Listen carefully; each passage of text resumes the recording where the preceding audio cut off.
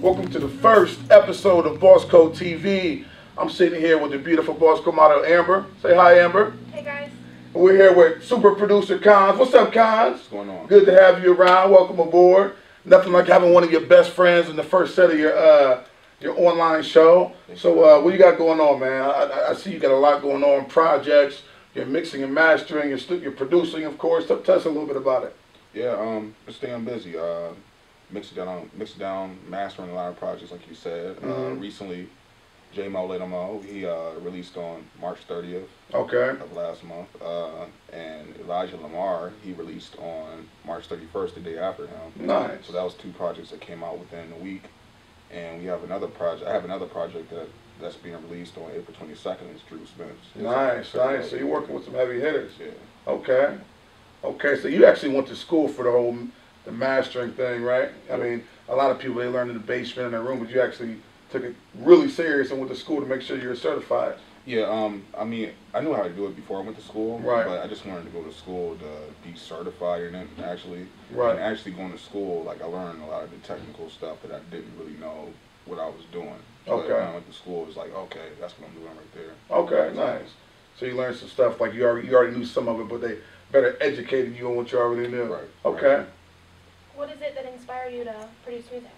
The passion of it. I mean, like, I started off when I was 11 years old and started off playing keyboards and trying to play the songs I heard on the radio or whatever. And from that, I started making beats like when I was around 15. And from there, it just transpired into a hobby and then into a career. So as far as that goes, you said you started when you were 11. I mean, that's a long transition. How was it when you first started making money off of doing what you love? Because it's one thing to have passion for something, but when you can actually start making money off of what you have passion for, that's a kind of odd transition. Tell me about that. Yeah, I didn't really start making money off my beats until about maybe 10 years ago. Okay. But like I started out selling my beats for like maybe $15 a beat. Mm-hmm. And I didn't know anything about leases or exclusive rights or anything. So, I mean, eventually I started raising my prices up to like $20, $25 and $30 for a lease. And once I figured out what exclusive rights were, I started selling my exclusive rights for $150 a beat. Okay. It's just been going from there. Nice, man. See, I was one of those guys that known them long enough. I was lucky to get them for free back in high school. Now I got to pay $1 million to get one, but it's okay. It's worth it. It's free. It's cool though. It's worth it. About how long does it take you to produce a beat? It could take me anywhere from a half hour to 3 days. Not 3 days continuously, but me working on the beat, leaving and coming back to it and working on it again. So I would say anywhere from a half hour to 3 days or so. Sometimes I might work on a beat for like a month. I might forget that I even made the beat and then come back to it and be like, oh yeah, this is dope. I'm about to finish it. And it turns out like that. About how many beats a month would you say you make? Probably around anywhere from 15 to 30 a month. 15 to 30 a month. Man, super. It's a lot of work.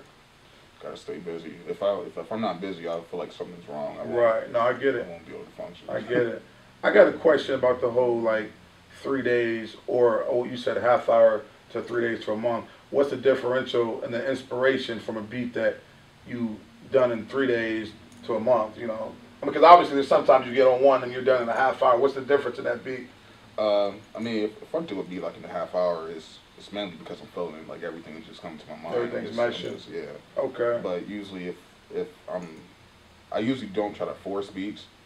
But like I don't try to force making a beat. So if I'm not really feeling the idea, I might save it. Right. And then come back to it and then work on it again. I know that's like I still got songs that are like 2 years old I never came back to. Same here. Might go through my folder tonight. That's good stuff. So I mean, what type of projects are you working on right now? I know you already told us you're working with a few people, but as far do you have any personal projects you're working on? I mean, obviously, most people that know you're quite the lyricist, and you sort of went the producer route. Now, is there ever a time where you're gonna come back and maybe drop a verse or maybe drop a song or an album? We'll see. We'll see. I like that answer, man. That means I gotta get you my new project, so maybe we can work something out. We'll see. Okay. Well, you seem to be kind kind of a bigger name around the community. So what would you say sets your beats aside from everybody else? I wouldn't say anything really sets my beats aside from anybody's. I guess I just have that sound that people like and people look for and that people want to be heard over. So, I mean, that's basically it. I mean, I just know how to appease people's ears and what they want, what they're looking for in their music or whatever. How do you go about taking, like, if somebody you just met, you heard their music for the first time, how do you go about saying, okay, now I'm going to make a beat for this style? I mean, how does that that process work? I usually don't. Usually when somebody comes to me, I play them beats that I've made already. Okay.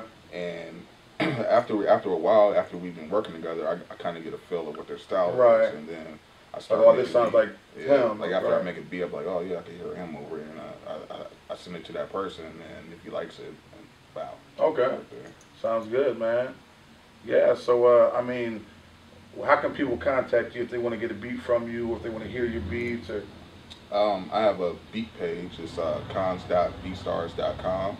Conz with a Z, C-O-N-Z. Okay. My Instagram and Twitter handle is Conz City, and on Facebook is Ian Conz Weird. Okay, nice. I mean, you make a lot of stuff. I know you do a lot of stuff in the city, but are there a lot of people from different states and cities or countries reaching out to you? I don't know. Yeah, I used to work with a lot of people from overseas about 10 years ago. But yeah, I've been working with people from Hawaii, California, Florida, Tennessee, New York, Arizona, all over. Okay, nice. What would you say that your long-term goal is in producing? Long-term goal, I would like to be working for major artists like Kendrick Lamar, J. Cole's, even your Katy Perry's and Lady Gaga's and things like that. Those are good. Yeah, and just have my name out there and just win some Grammys for Right. stuff I produce. And I think a lot of hip hop artists don't always think about that. You mentioned like Lady Gaga and other people outside of the box, so Right. you're willing to produce all time. I mean, have you ever produced anything like pop music or? Yeah, any... actually on Elijah Lamar's album, I have a song called "Wait on It" that I produced. It's more pop oriented. Okay, nice. Do you have a favorite style of? 'Cause I know there's so many different style of beats. I mean, what's your favorite style? I'm an East Coast dude. I grew up on Wu-Tang and Mobb Deep. Yeah, and you know me both. Gangstar, so Right. I love the East Coast sound. Right. Yeah. So you don't get into that new age style too much. I mean, I do. I mean, that's just to sell my beats and for Right. people to buy them. I mean, I can get into it, but my heart is in the East Coast music. Right. So. How do you? It seems like it would be a struggle to make a living selling the style of beats that you like when you're sort of competing against a way different style that's coming out. How do you manage that to make yourself still seem relevant with that soulful, nice sound? Right. I mean, I listen to music 24/7. I'm always listening to music, so anytime I'm listening to music, I'm studying on like what's going on in the song, like what instruments are being put together, how the song is being mixed, Nice. and everything. So that's the whole math and science to it, huh? Right. Nice. So it's bigger than just putting some beats together. Right. You actually have to study, and yeah, in the process of studying, you also come up with your own technique and ways Right. of how to put stuff together. So that sort of goes back to Amber's question earlier when she said about what sets you apart from other people. You study the game of it. You don't just. Yeah. Cause I always say there's a difference between a beat maker and a producer. Yeah. You know, what would you say the differential between a beat maker and a producer is?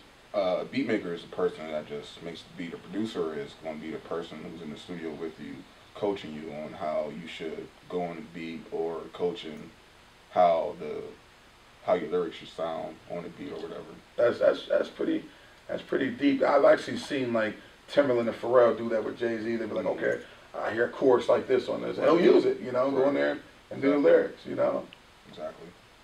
Okay. Was there anything else you want people to know about you, or where they can check you out, or what you got going on, or anything? Check me out on conz.bstars.com. And even though I don't actually really rap anymore, I do have a show coming up on June 24th. Yes. At the Oracle downtown, which Dez will be a part of it. I will be a part of it. Joe Allende will be a part of it. D Young and he's dope. Very dope. D Yeah. Young and He's JMC D Oh, from dope. will be a part of it, and Michaela Whipple will be a part of it. Sounds good, man. Sounds good. So, yeah, stay busy. I mean, what do you think we can expect from you in closing? What should we expect from you in the future? Like, what are you bringing to the world? Because I feel like I've always felt like you're gonna be worldwide one day. So what's the world got in store for them? Mo fire. I like that answer. I mean, just a lot of good music coming from you. You know what I'm saying? Just a lot of consistency. That concludes our first interview for Bosscodetv. Shout out to Conz.